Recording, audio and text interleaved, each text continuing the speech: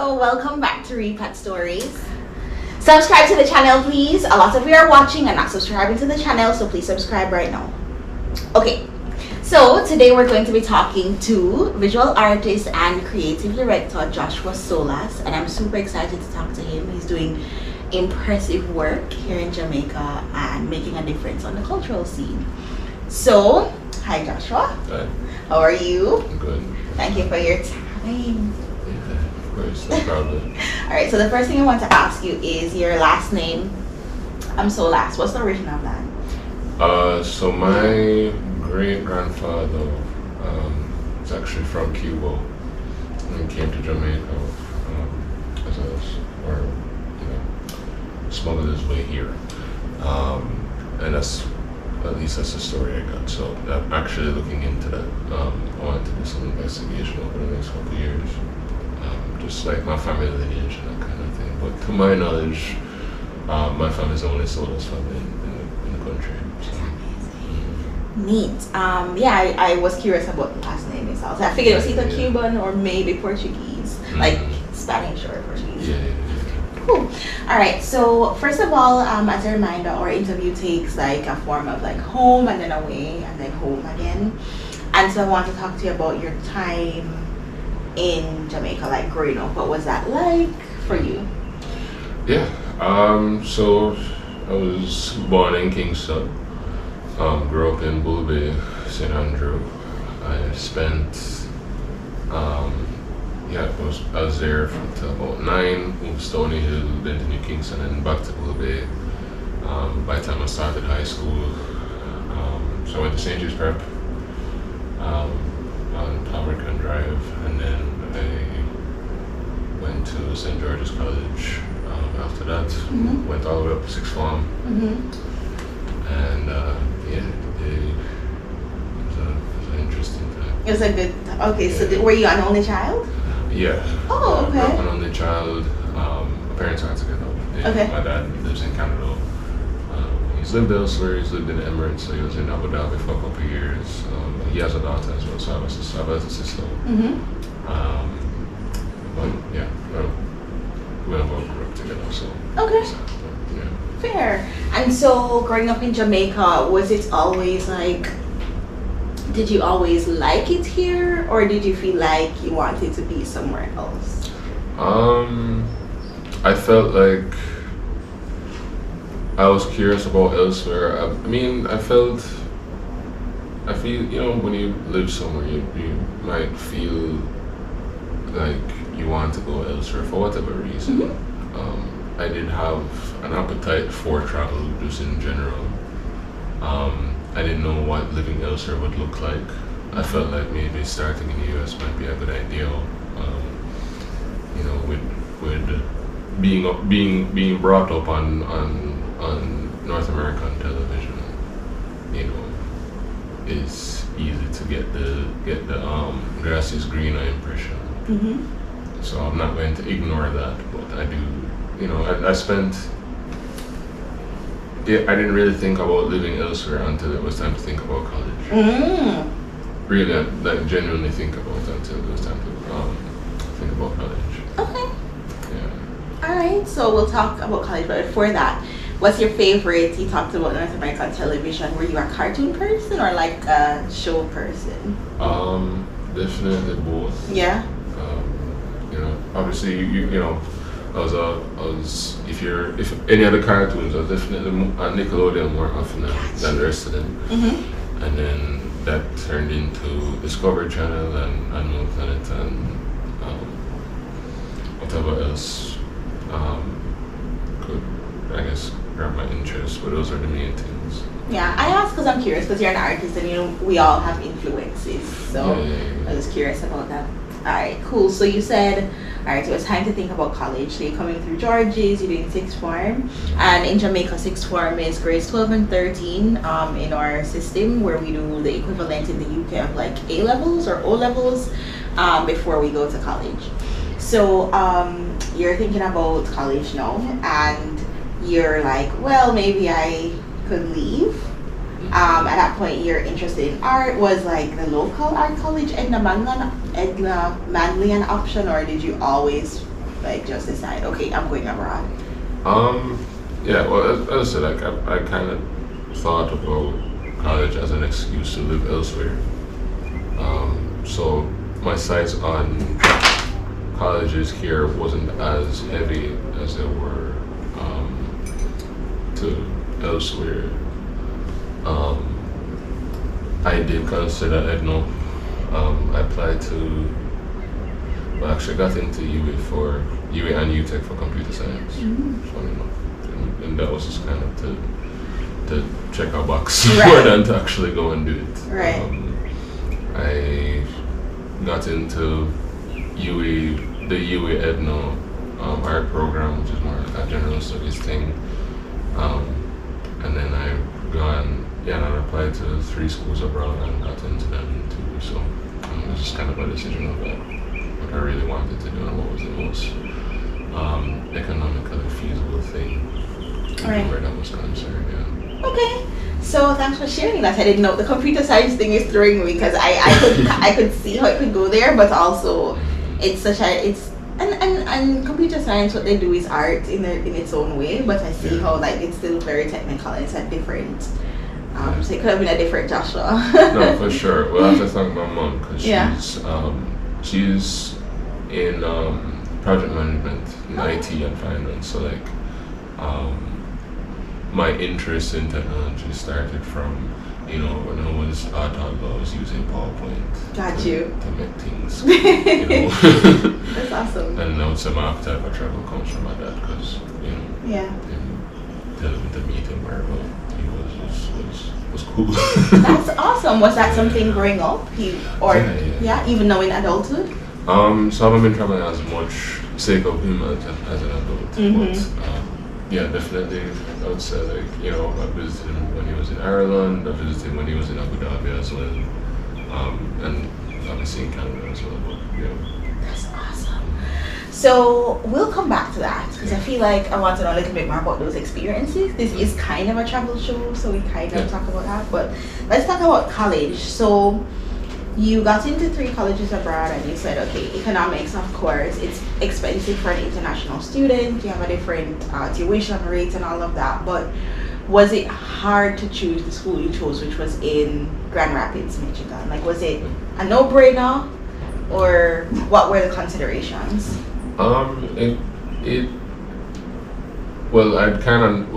Just in general, even just a direction, we went to Versan, as probably most people would have. Wait, let me pause. So Versan is a college prep organization here.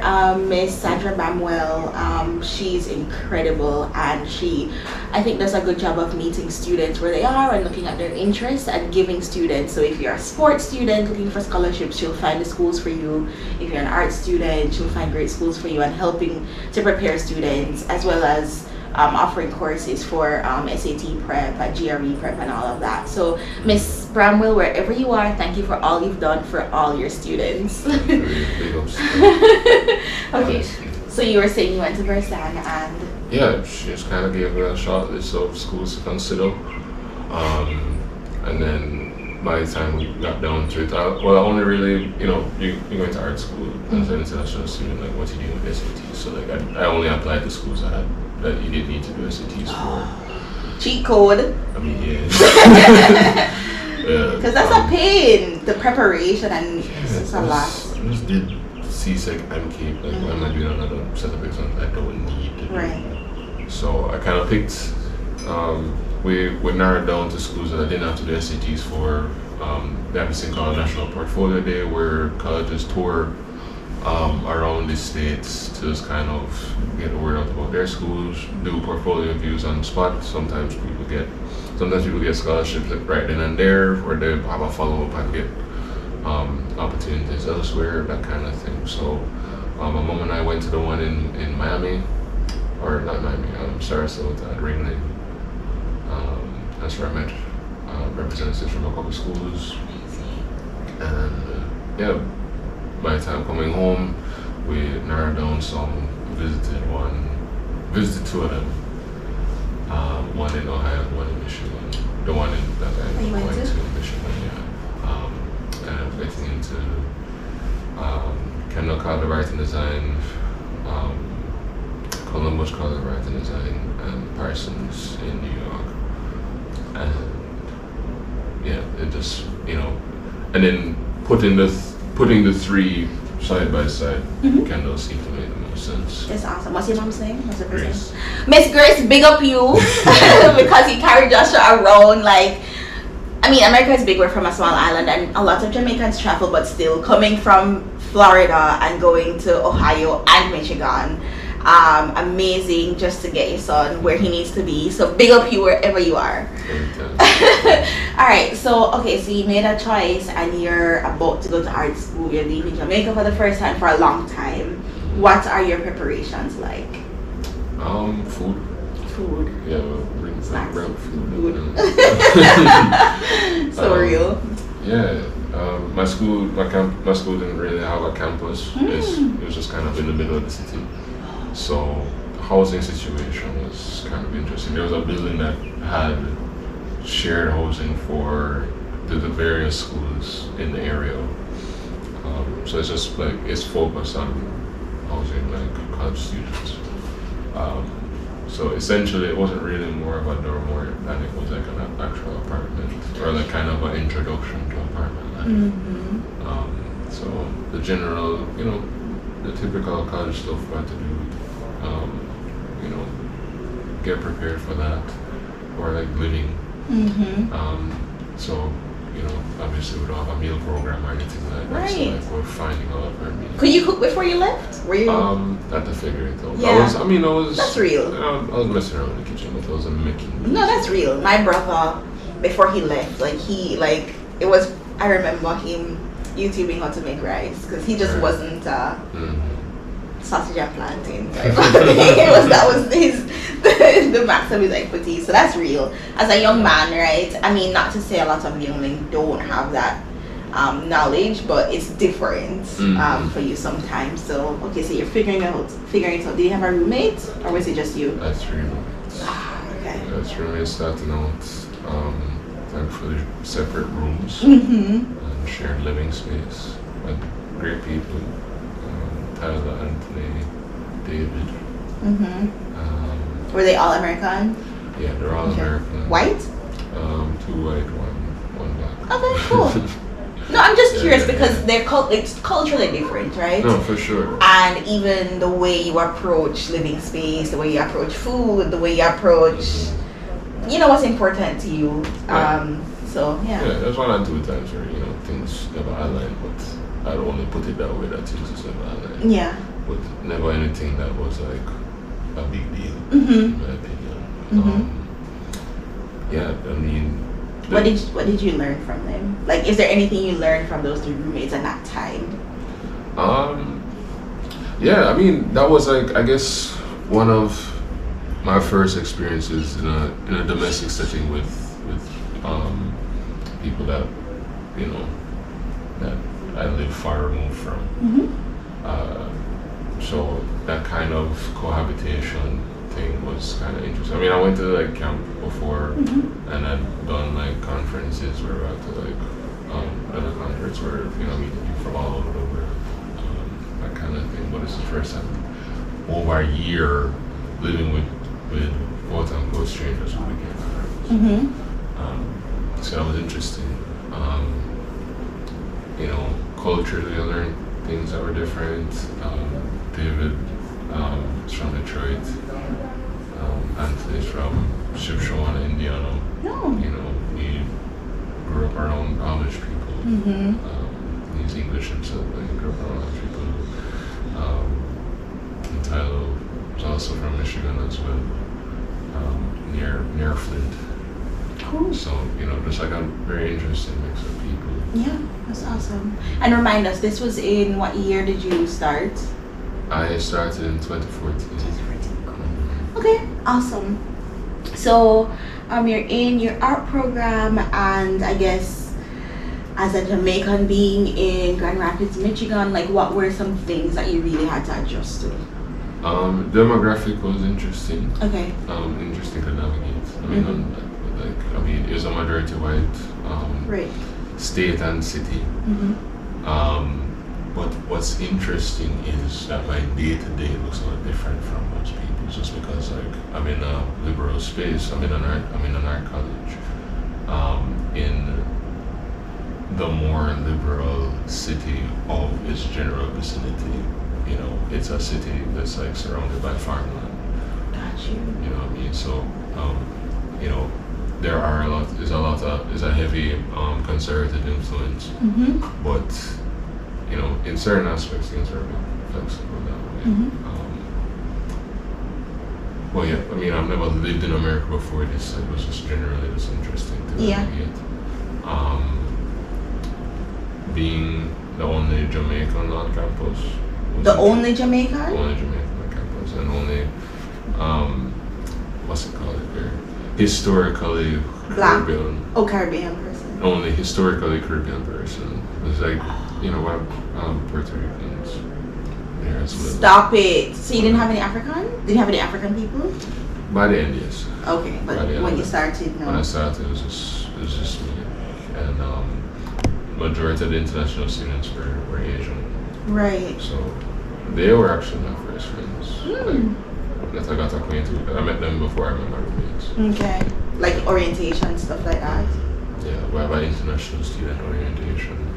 But then it's funny because like half the time it's more tailored for people coming from Asia. Asia, because there's so many of them. Yeah, and then there's me. That can be really hard. Yeah, it was interesting. But it's cool. It's cool. Everybody was super warm and welcoming. And I adjusted pretty quickly. Just from being in Western Hemisphere, I think it's not as difficult as it would be for somebody who's coming from across the pond. Right. So I'm gonna probe a little bit more, right? Because you stand out, right? So obviously you are the only Black person in that space at the time. Well, maybe not. No, for international students, not only Black, but maybe for international students, right? And you're super tall. So you stand out. Did you have locks at the time? No. You didn't have locks at the time, but you stand out, right? Did you? And you seem to be a little bit reserved. Did you ever have like, were you ever super conscious or anything, or super shy about talking to people or anything like that? Like, was it hard in that sense? Like, clearly you made friends, but did you ever feel concerned about that or anything like that in that space? Not ever. I don't think I did. I think my general demeanor is pretty like quiet, but like people said if they don't know me that they said I'm quiet. Yeah. You know what I mean? So I mean I got along pretty well with most people. There's like maybe a handful of instances where people energy is different from me, and it's not much to say about it. Okay, sounds good. But yeah, I mean, I had a good time. I didn't have too much time. I didn't have too much difficulty adjusting or anything. If anything, I would say that I had a great experience overall. That's awesome. Okay, and so I guess in that time, when you were in college abroad, were you coming home regularly? Yeah, I was here summers and Christmas. I didn't come one summer because I was trying to just wrap up my final year a bit easier. So I took a few courses over the summer just to kind of be ahead. And then my final year, when I graduated and went to and did OPT, that's when I spent more than a year in the States, not going back home. That would have been the first time. Got you. Okay. All right. So, wrapping up your time in Michigan, I guess as a last thing, like an observation, right? What was the adjustment for winters like? Because Michigan is a place where it is business as usual when snow is happening. Like, was that a big adjustment? Did you kind of just bundle up and just keep it pushing? I was very sad in January, February time. The winter blues is real. I mean, we have to keep it pushing. I mean, I would definitely say that my general productivity did take a dip during that time, especially at the beginning or like the first winter. It wouldn't have been the first time I'd experienced a winter, but it would be the first time living in it. So, it's kind of adjusting to that was interesting. As most Jamaicans, rain or fall, I know what they do. So, where's the snow or fall? Like, right. What you mean I have to go outside? Right. You mean like we can't do this from inside? But it was fine. Okay. Alright, cool. So you finished up, that would be what, 2018, 2019? 2018, awesome.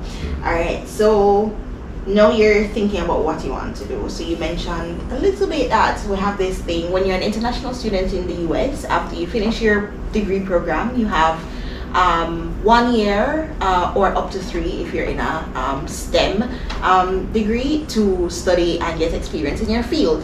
So in this time, you decided to move to Los Angeles, is that right? What prompted that decision?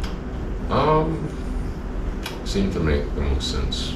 All the options. I was looking at LA, New York, Toronto, and yeah, I mean, LA seemed to have an energy that I wanted to tap into. I liked the kinds of work that I was seeing coming out of LA. This was a time where, I went to school for illustration and minored in graphic design, so it was very functional, very economically sound for the most part, kind of professions to kind of pursue. But really and truly I have more interest in fine art because I feel like it's just a bit more of a free space to exist in and potentially earn. So, when I was there, I actually worked in the galleries there. So I applied to a few places, didn't think these few places, but worked at the Marcion Art Foundation. It's not, but that is not no longer with us for various reasons. And the Broad Museum downtown. So I was cumulatively with the both places. I was there for a year. That was cool. Yeah. So what kind of work did you do there? I was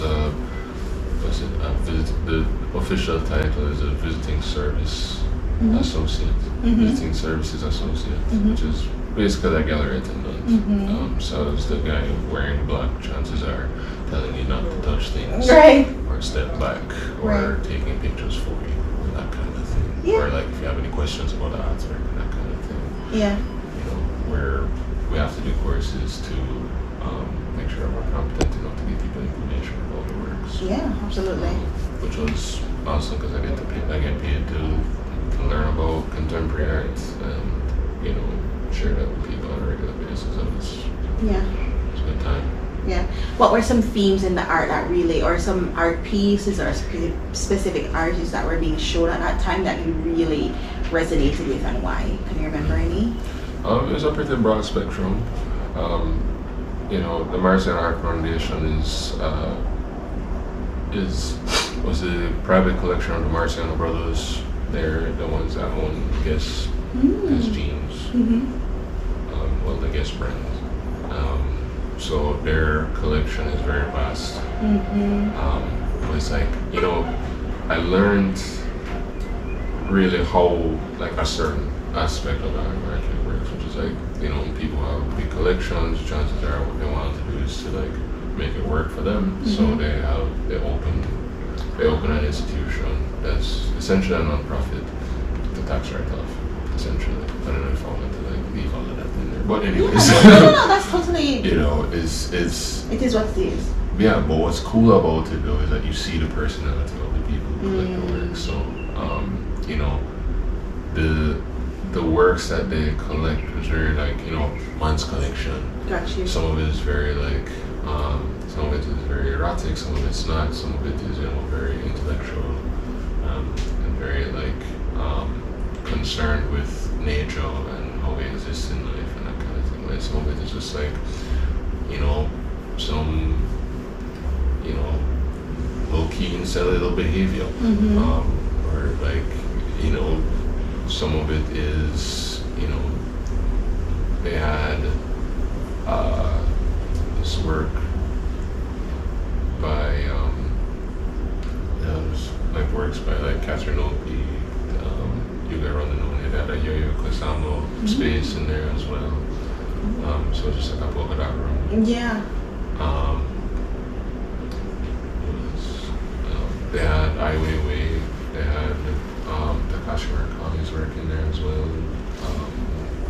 Then Ligon, it's a bunch of different people. Yeah. It's a wide range of works. That must have been awesome. Yeah, it was cool. That must have been really awesome. And you look at a place like The Broad, where they have an even more comprehensive collection of work, and they have more works that are maybe more on the, or maybe a bit more iconic. So they have a lot of works by Basquiat, Keith Haring.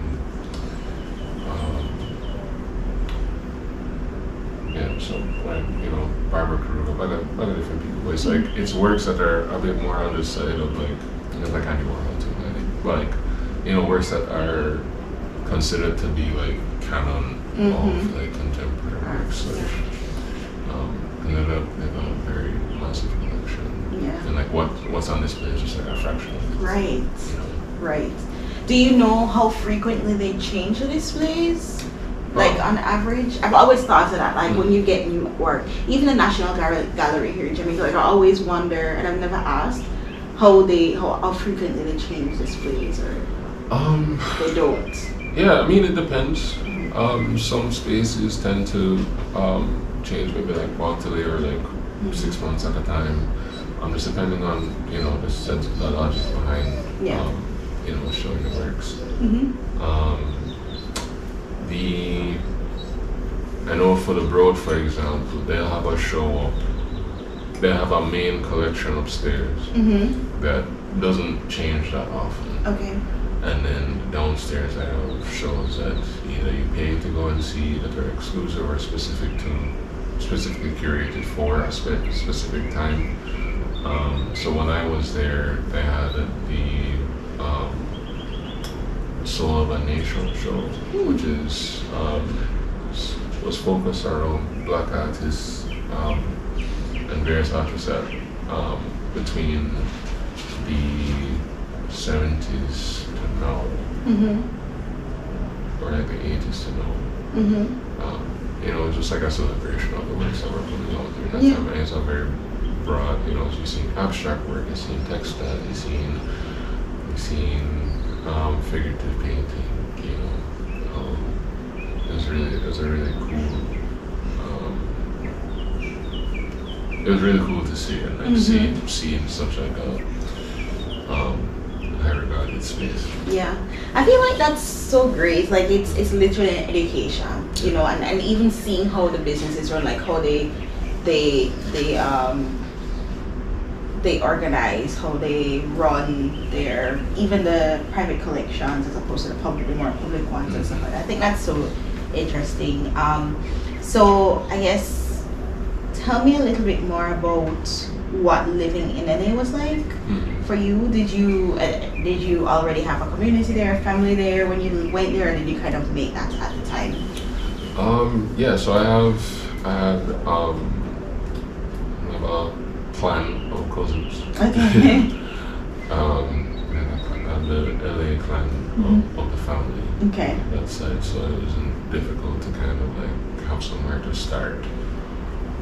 So I stayed with my aunt for a couple months, and then you know, from there, and then moved in with my good friends on the other side of town, and then we all found a place and lived together there for the rest of the time. And so we're starting to transition. So you said you weren't quite ready to come home yet, but you ended up coming home. Some things didn't work out, and then it was around about the time of the pandemic. So tell me more about the decision to come home. One of the things that we like to talk about is like, it's not necessarily a willing decision for some people, but it happens and we're here. So tell me more about that experience for you of like the transition from the US to Jamaica. Yeah,